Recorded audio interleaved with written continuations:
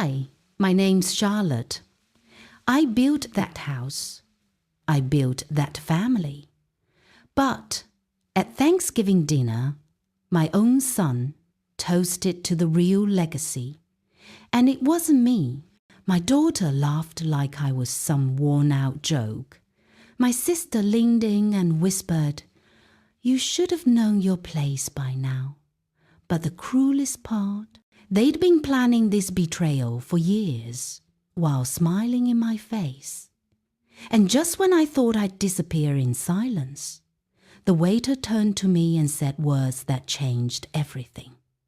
Want to know what he said? Thanksgiving's supposed to be warm.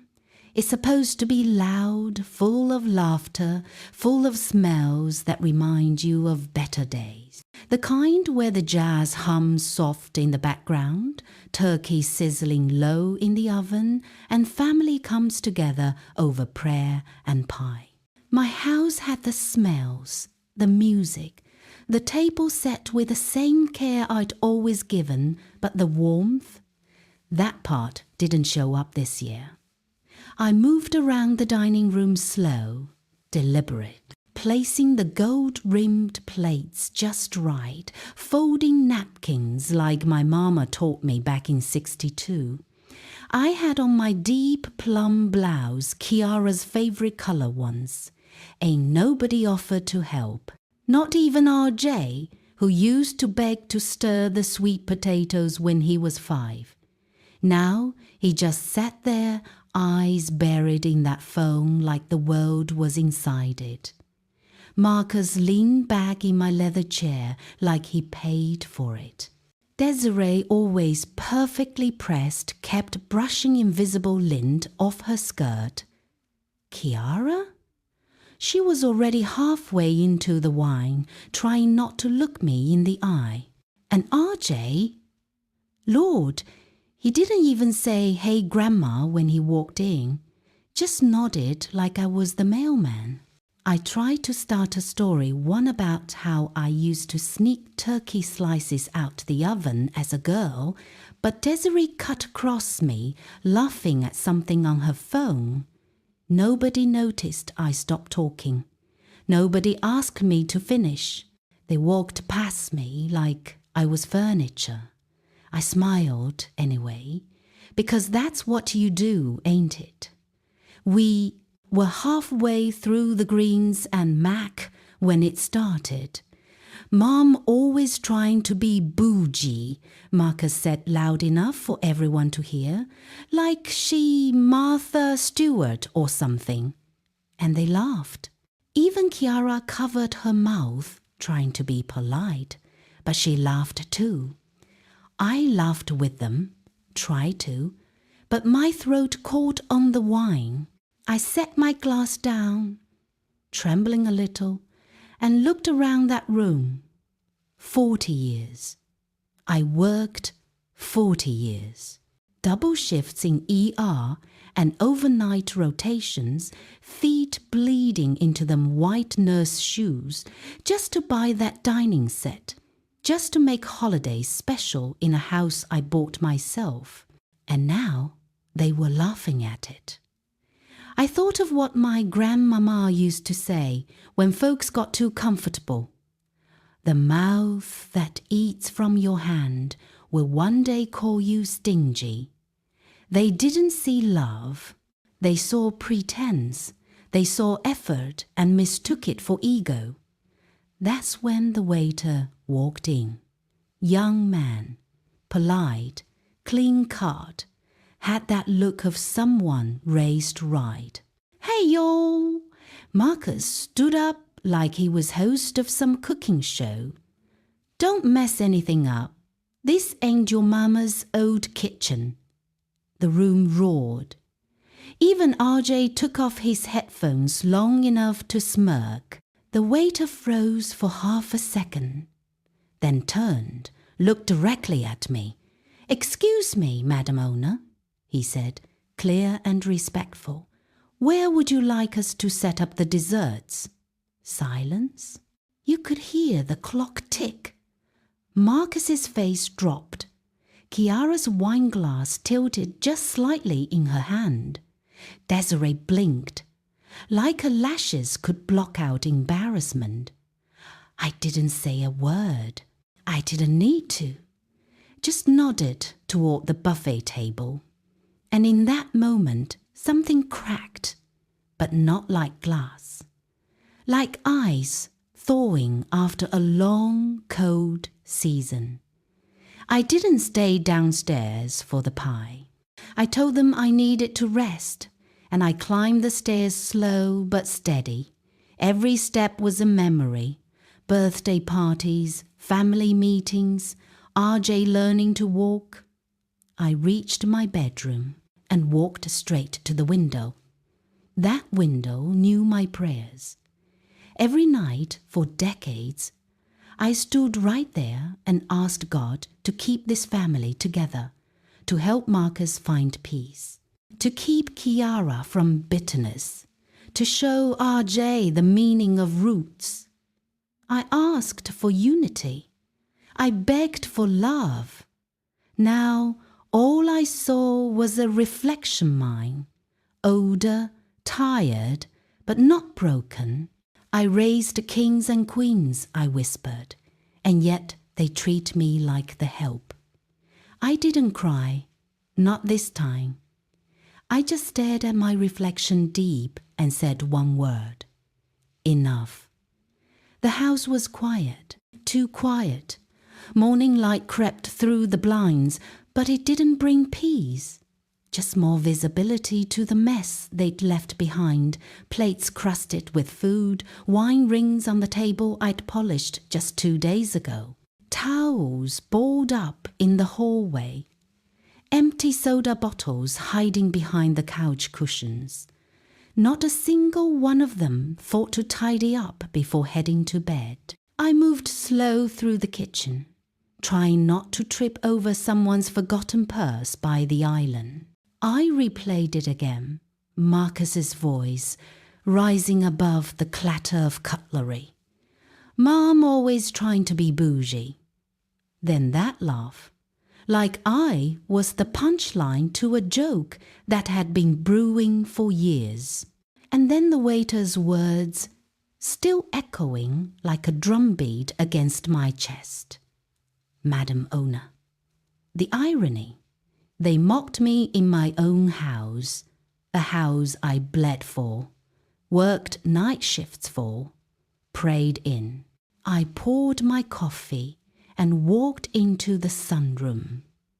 The morning light fell on the photo of me and Harold, our wedding day. I traced the edge of the frame with my thumb. He would have said something. He wouldn't have let them speak to me like that. But Harold's been gone 10 years now, and silence, well, it started replacing love long before that. They laughed like it was harmless. I murmured, sipping slowly. But silence after disrespect is not forgiveness. It's endurance. How many times had I let it slide? Marcus taking without, asking, Kiara ignoring calls, Desiree treating my house like a resort. I told myself it was for peace. But all that peace had done was give them permission to step on me, again and again. The floor creaked. RJ walked in, shoulders slumped, no phone in sight. He stood there a second, just watching me. You okay, Grandma? I didn't answer right away, just looked up and nodded slightly. He cleared his throat, rubbing the back of his neck. I didn't laugh 'cause it was funny. I laughed 'cause everyone else did. That cracked something inside me. I reached out and touched his hand. It takes strength to stand up, I said quietly, even when your knees shake. He didn't say anything, but he went over to the sink, rolled up his sleeves, and started doing the dishes. No fuss, just started. First time in his life, I stood and helped dry. The quiet between us wasn't heavy this time. It was healing, just a little. For a moment, I thought maybe not all was lost. Then the phone rang. It was my credit union. Routine, they said. Just confirming a recent authorization for a $10,000 withdrawal property renovation, Marcus Jones. My heart paused mid-beat. I didn't authorize anything, I told them. The line went still for a second. Then the rep said, something about a power of attorney on file dated 2017. My old one. Meant for emergencies, back when I still believed Marcus understood boundaries. I thanked them, hung up, and just Saturday, my hands shook. Not from rage, not yet. From the kind of betrayal that's quiet and familiar like déjà vu in reverse. They mock your pride while draining your legacy, I thought. I didn't call Marcus, didn't ask questions, didn't yell. Instead, I walked back into my bedroom, opened the drawer where I kept Harold's old Bible, and pulled out the folder tucked underneath. There it was, my original will, still crisp. The deed to this house, my house, and a list of who was meant to get what, written in ink and trust. I looked at every name on that paper and something in me firmed. Time to rewrite who gets to eat from my harvest. I made my calls, my lawyer, my accountant, and then with a bit of hesitation, I dialed Naomi. We hadn't talked in years, but she still worked with the senior legal aid office.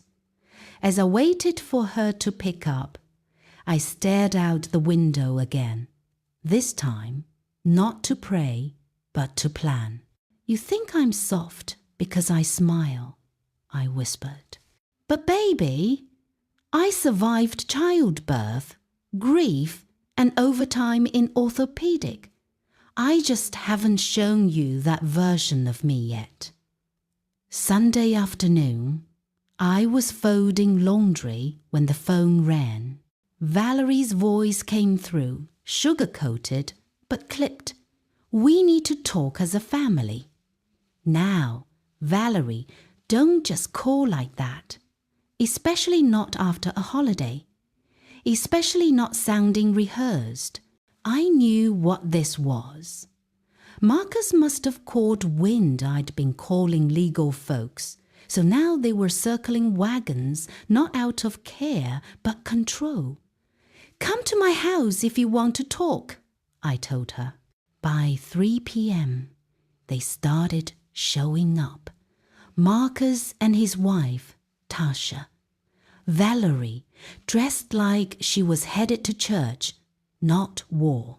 And Corey, the quiet one, always watching but never speaking first. They all sat stiff in my living room. I didn't offer drinks, no pie, no sweet tea. I didn't even light a candle. I wore burgundy, not black, not blue. Burgundy, bold enough to say, I'm not grieving no more. Valerie cleared her throat. Mama, we've noticed some things. Odd behavior. You seem stressed lately, Marcus added. We're just trying to help. Ain't nothing wrong with asking if your mind's okay. We love you, you know.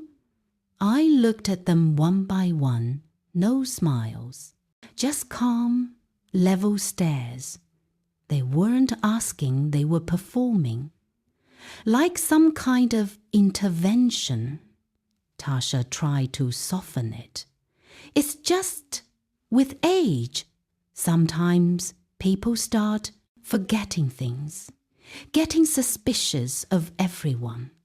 They used words like mental clarity, cognitive load, emotional strain, like they'd Googled how to make an elder feel like she's slipping. I didn't argue. I just listened and watched. Every word, every glance.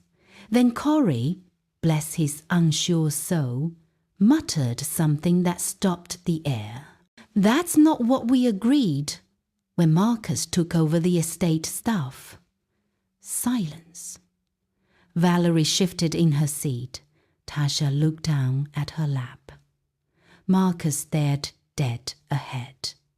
I leaned in. What agreement? Valerie tried to recover. Oh, he just means when we were sorting out responsibilities after Daddy passed. You remember? I cut her off. No, I don't. What agreement? Corey looked like a deer in headlights. We just talked about keeping things smooth, helping you with the house finances. You were grieving, Mama. Helping. That's what they called it.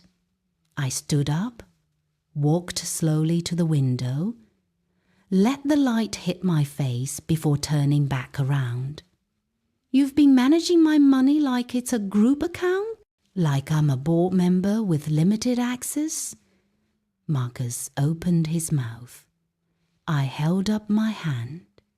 You came here to talk me down, not knowing I'd already stood up. They shifted in their seats like children who'd been caught sneaking candy before dinner. I'm tired, I said, with no softness. Y'all can go now.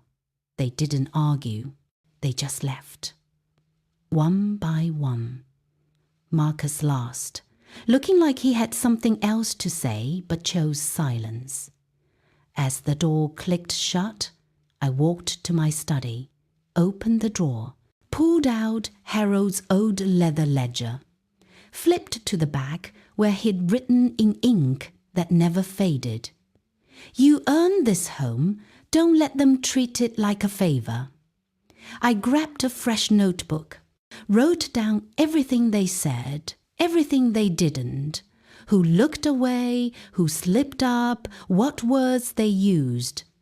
Tomorrow, I'd see my lawyer. First thing, power of attorney. That phrase would never again belong to anyone but me. I sat back, pen in hand. Betrayal feels colder when it comes in your bloodline's voice. But knowing where the rot starts, that's the first step to healing the tree. The house was silent again. Not the good kind of quiet, no peace in it. Just an echo of tension still hanging from the family ambush that played out in my living room. I sat at the kitchen table, staring at the same chair Marcus sat in when he tried to make me question my own mind.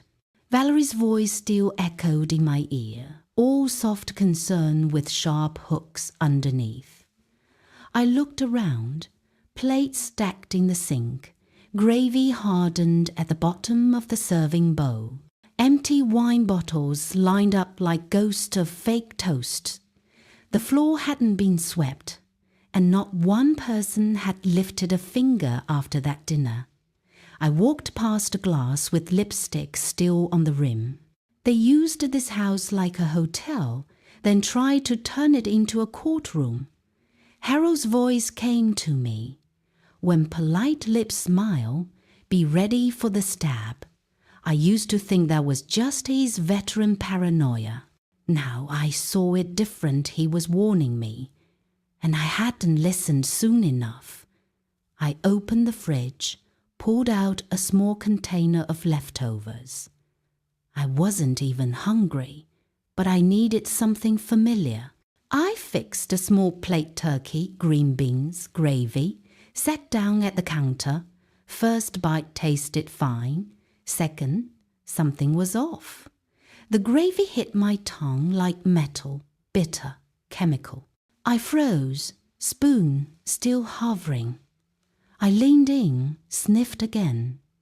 It wasn't right. Smelled like something from under the sink, not the stove. I set the spoon down gently and called out, "RJ, can you come help Grandma clean up a bit?" He shuffled in, headphones half on, but paused when he saw my face. "You okay?" I nodded, slid the plate aside. "Not hungry anymore. Want some of this?" He glanced at it, then shook his head. "Nah, I'm good. The rest of the family grabbed their own leftovers later." No one said a word. I waited, watched.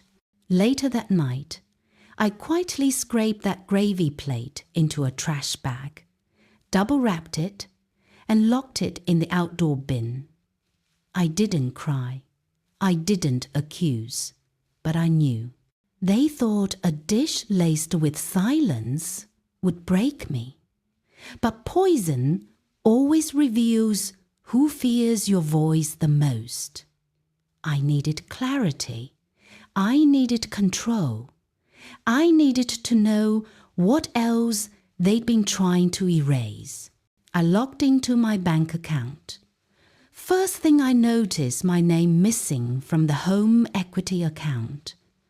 Just gone. What used to read Charlotte L. Jones now read Corbin Jones divided by Desiree C. Jones.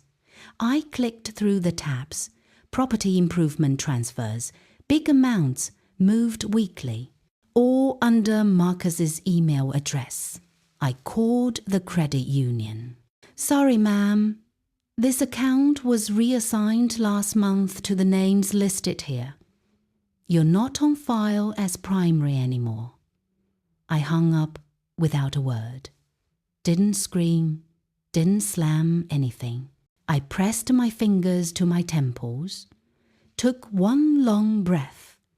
My house, my sweat, my history, and they had the nerve to erase me like a typo. I went straight to the desk, opened the drawer with the black folder, drafted an email to my lawyer. Short, clean. I demand a full accounting of property title status, equity distribution, and immediate legal reassignment, also initiating revocation of all shared access and powers. Next, a letter to Corbin. I didn't mail it. Not yet. "Son, don't let the shine of new tiles blind you to the foundation you're standing on." I pinned my rose-black brooch to my blouse. That brooch had been Harold's final anniversary gift. He said, "Put it on whenever you feel your fire getting low." I stood in front of the mirror. No trembling, no cracks. They think my quiet means surrender. But quiet ain't empty, it's loaded. Night settled in like an old coat. I sat wrapped in a worn quilt, the one Harold used to call my thinking blanket, listening to the quiet hum of the city past the window. The light buzzed overhead. Not a soul moved in the house. But my mind wouldn't rest. I stared out into the dark. But all I saw were faces. Faces from that Thanksgiving table, laughing at me, laughing over me. My son's smug smirk, Valerie's fake concern. Even the waiter's eyes when he called me Madam Owner like it was a joke. I could still feel the sting from that. Not just what they said, but the silence that followed. That's the part that sticks. That heavy silence when nobody stands up for you. I glanced up at the mantel. Pictures set neatly. Family portraits, birthdays, Sunday dinners. My eyes searched them one by one. Funny how I noticed it only now. The ones they chose to frame, the ones they left out. I was always there, in the background, arms full of food or holding babies, but somehow never centered, never celebrated. My lips moved before my mind caught up. They see the house, not the builder. A line from one of Harold's favorite Sunday sermons. I let it settle in my chest. That was truth. The phone rang. I knew the number before I picked it up. Mom, hey, listen, about the other night. We were just messing around. You got to lighten up. It was just a joke. Marcus, smooth voice, like butter hiding the blade. You ever heard the one about the son who mocked his mother and lost everything she built? I kept my voice steady. Come on, Mom, he laughed. Don't be so dramatic. You're getting old, and honestly, you're starting to sound paranoid. I didn't answer. I didn't slam the phone. I just let him talk until he ran out of words. Then I ended the call. Not out of anger, out of understanding. Every word he said was a brick in the wall he'd built between us. They think I cracked, but I'm just measuring the stones they threw. Later that night, I walked down to my study, Harold's study, back when we used to share everything. I knelt down by the safe, opened it slow. Inside, tucked between old tax files and insurance papers, was a folder I hadn't touched in years. My name, in Harold's handwriting, a deed, a will, a note he left in the margins. This house stands by her hands. Let no shadow erase her name. My throat tightened, but no tears came. Just that hollow ache, the one that shows up when you know you've been forgotten while standing right there in plain sight. They never asked, never wondered how the bills got paid, or why their clothes were always clean, or how the lights stayed on when Harold passed. They just assumed Mama would manage, that Mama would always be there, that she owed them something for existing. I pulled out a pen, clicked open my laptop, went to my community board, started typing. Do not let someone rewrite your story. I didn't post it, not yet, but I saved it. A small stone in my hand, ready. Later, Marcus texted me. Dinner tomorrow? Tasha wants to cook. Come, relax. I stared at the screen, then typed back, resting tomorrow. Thank you. Truth was, I had no appetite for more pretending. Instead, I stayed home, in my chair, by the window, wrote a letter. Not to Marcus, not to Valerie, to my grandchildren. I didn't accuse. I didn't blame. I just told the truth, the kind that sits quiet but heavy. About love that builds houses. About silence that cuts deeper than words. About the kind of strength that doesn't shout but stays standing when the room turns against you. I pinned on the silver brooch again. It caught the lamplight just right. A flash of defiance, soft but steady. I folded the letter, slipped it into my journal. If they won't speak for me, I'll speak for myself. In print, in deed, in every quiet step I take from here on out. Marcus sent the invitation by text, no emojis, no, hey mama, just playing family brunch this Sunday, our place, noon. It read like a summons. Not warmth, not care, Just an order with a bow. I almost didn't go. Something in my gut said this wasn't about family, it was about show. But I needed to see what they were building in my absence, see how deep the cracks ran beneath their smiles. Their house sat in the new neighborhood, white stone, pale brick, trimmed hedges too clean to be lived in.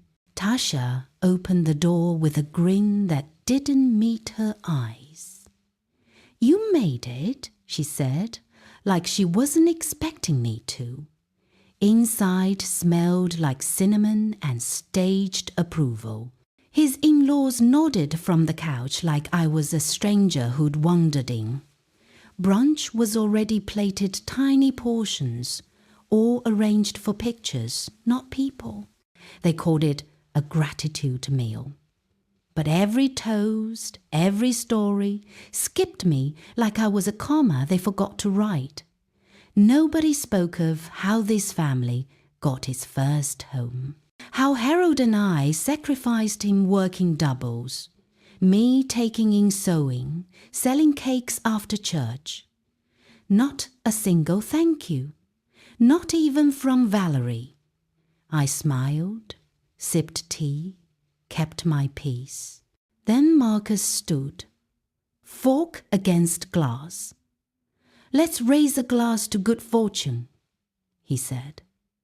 "I guess Mum was lucky Dad left her the house." "Right?" They laughed. Laughed like I wasn't sitting there. I felt my hand tighten around the glass. Not shaking, just tightening.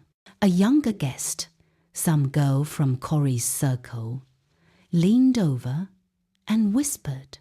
That wasn't right.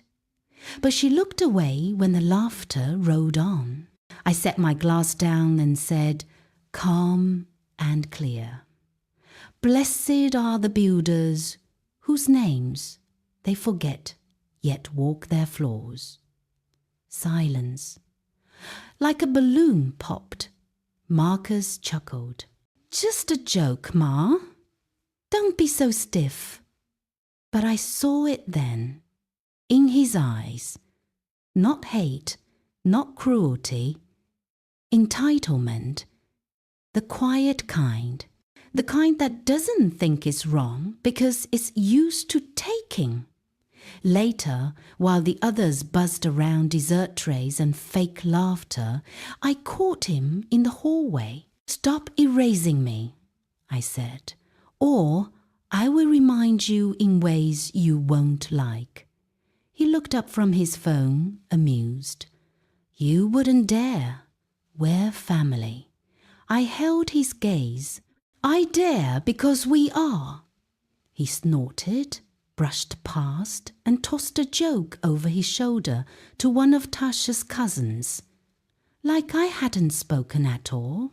By the time I pulled into my driveway, Nina Simone was playing. "You've got to learn to leave the table when love's no longer being served." I didn't cry. I didn't scream. I sat there, hand on the gear shift, and nodded to myself.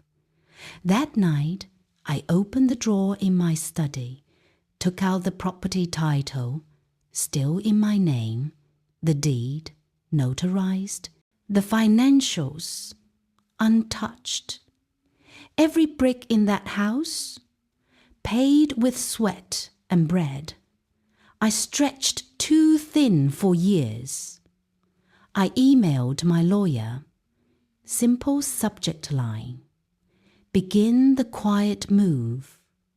I didn't ask. I instructed. This wasn't revenge. This was reclaiming. No more asking to be seen. No more waiting to be thanked. This was about legacy, about truth, about survival. Before bed, I sat with my Bible, turned to Ecclesiastes. My eyes found the line, a time to keep silence and a time to speak. I closed the book. Tomorrow, Marcus would get the first envelope. I wasn't angry anymore. I was ready. It was just after 8 when I pulled into the restaurant lot. The sun was still stretching across the skyline, washing the city in soft orange. I stepped out slowly, heels clicking against pavement that had once known my rhythm like a heartbeat. Nobody expected me this early. I didn't tell a soul. I said I wanted to revisit old memories, and that was true, but not the sweet kind. I came to look behind the curtain. Inside, the place looked the same. Shiny tables, polished cutlery, smiling faces moving like clockwork. But something underneath had shifted, and I could feel it in my bones. These walls used to carry my name. Now they carried silence. I walked past the photo wall. My husband and I used to be in 3 of those frames. Now, nothing. One had a new picture of Marcus with the mayor. Another was just blank. Kamari, a young man who'd worked the kitchen since he was barely out of high school, passed me in the hall. He paused, nodded, didn't speak, but his eyes said everything. He knew. I found the manager where I expected, in the private office behind the kitchen. I knocked once and stepped in. He looked up, nervous. "Mrs. Moreau." I sat down slow, took my time. "You remember when I used to walk these floors like they were mine?" He nodded, eyes heavy. "I remember, ma'am. Everyone did." I leaned in, soft but firm. "So tell me, when did my name disappear?" He exhaled, reached into the bottom drawer, pulled out a brown folder. "They told us to remove every mention," he said. "Marketing, menus, training manuals, all of it. Said it was a new era, but I couldn't throw it all away." He opened the folder, old ledgers, memos with my initials, emails from Marcus and Desiree directing staff to modernize the brand and remove historical references to me and Harold. One draft still had my name crossed out in red ink, with a sticky note, outdated, replaced with Chiara. I stared at that note for a long time.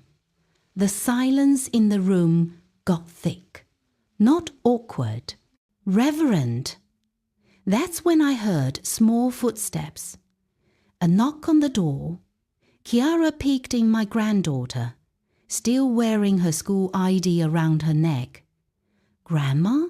she asked, holding a printed sheet. "Is this your recipe?" it says.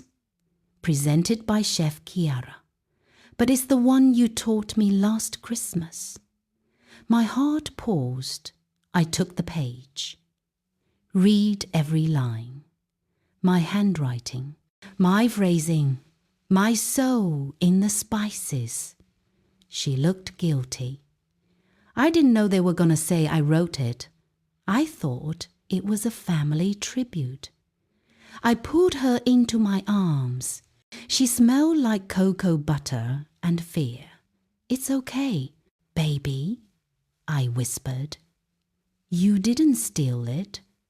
They just never taught you where it came from."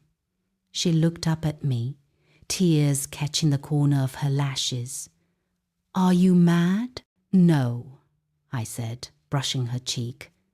"I'm just awake now." She left with the manager. I stayed behind. I spread out the documents across the table like pieces to a puzzle I'd known all along but never seen finished. Dates, names, orders, signatures. By the time I was done highlighting, I had a full map of their betrayal. I opened my phone, typed a message to my lawyer. By Sunday, everyone will know the truth. I rose and walked the halls again, past the kitchen, past the staff room, past the framed walls they never would have had without me. Each step was a memory, each room a reminder. They'd build walls to hide me. But I'd been here from the first being, and now I would make sure they never forgot it again. The sun was already beginning to set when folks started arriving. I'd lit the candles early, not for show, but to make it feel more like a memory than a trap. They came dressed for peace, not war, but I knew better. This wasn't just dinner. This was the reckoning. I'd called it second Thanksgiving. Told them I wanted to reclaim the joy we lost. But what I really wanted was the truth to sit at the table with us.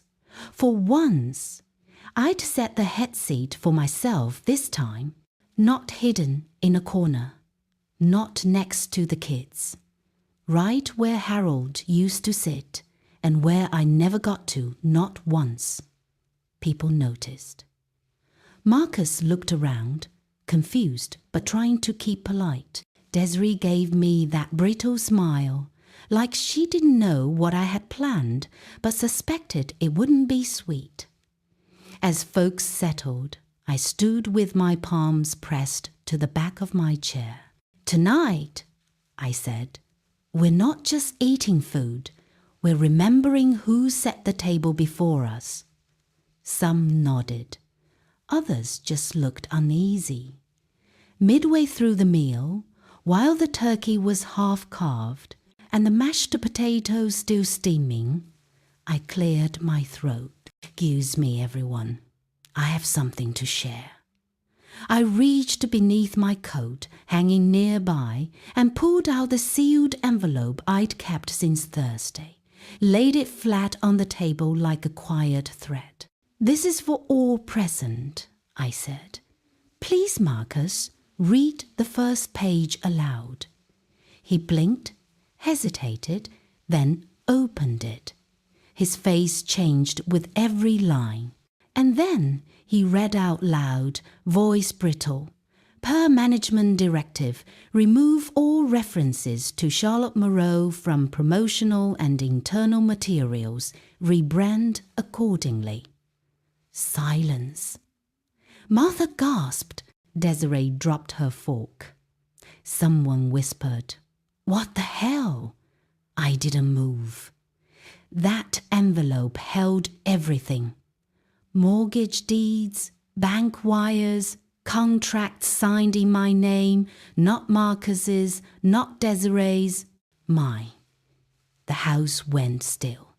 You could hear the wind outside shift.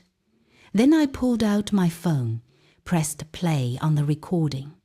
Harold's voice filled the room. That familiar gravel tone. "Charlotte, hold your ground. They can't erase what you build. You built this family from stone and soul." It was from an old voicemail. He'd left it for me during his last week, and I'd kept it all these years like a stitched-up wound. Kiara wiped her eyes. Martha murmured, "I remember when he said something like that at his funeral." Marcus's face twitched. He looked away.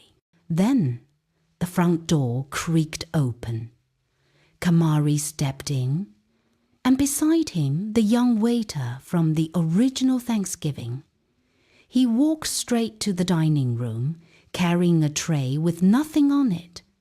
He didn't smile. "Ladies and gentlemen," he said clearly, "tonight we serve not just your meal, but your truth.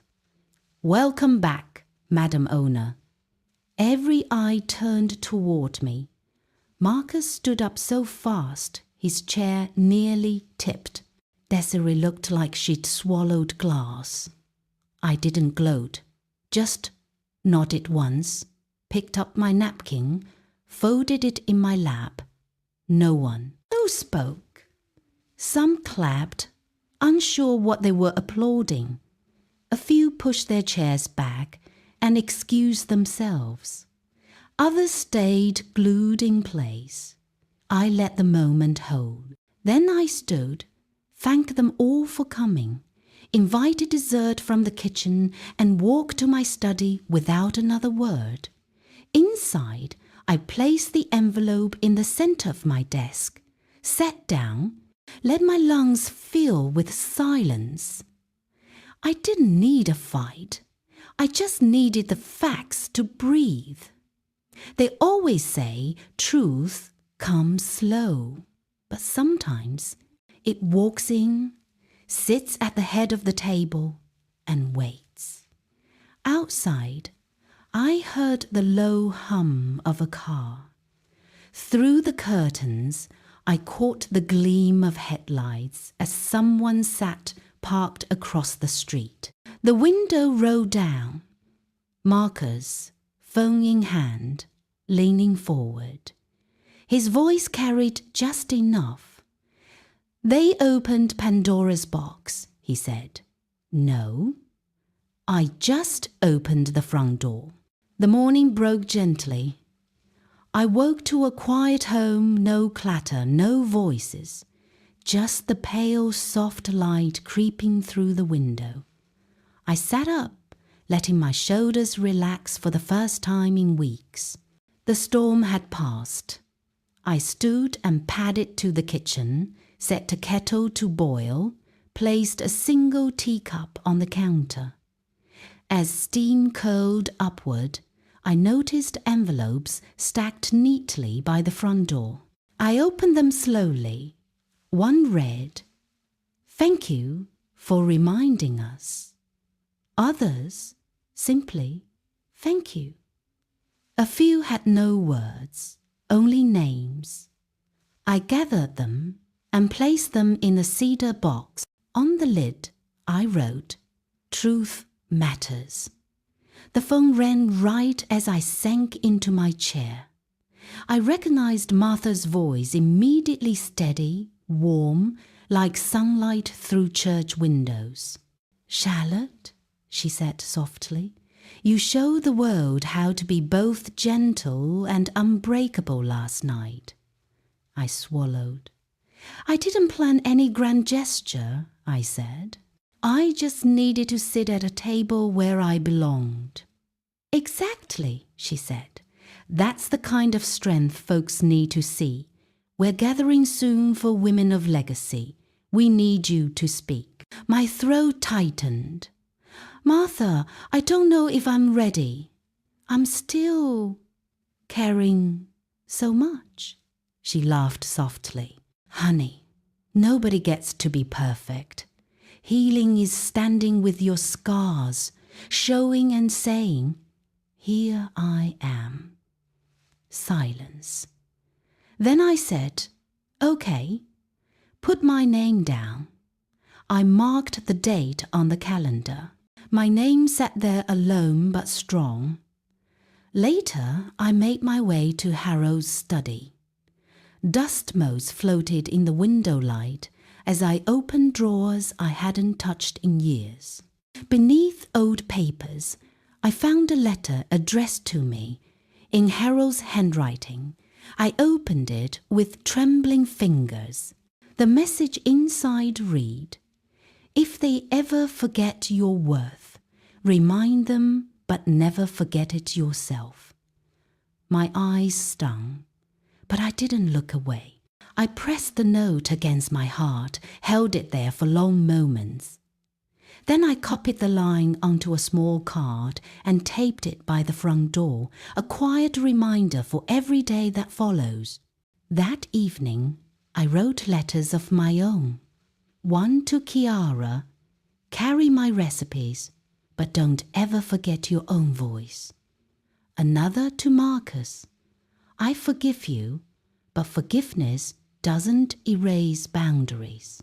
A couple days later, Kiara showed up holding a photo book she made. The cover read, "What I Should Have Known." Inside were photos of me in my apron, hands dusted with flour, Harold smiling beside me. She'd annotated them. Your hands, your name, your work. I held her, words unnecessary. That night, a message from Marcus. Can I read your letter again? I typed. You already have. Then I set my phone down. Peace, at last, didn't depend on his approval.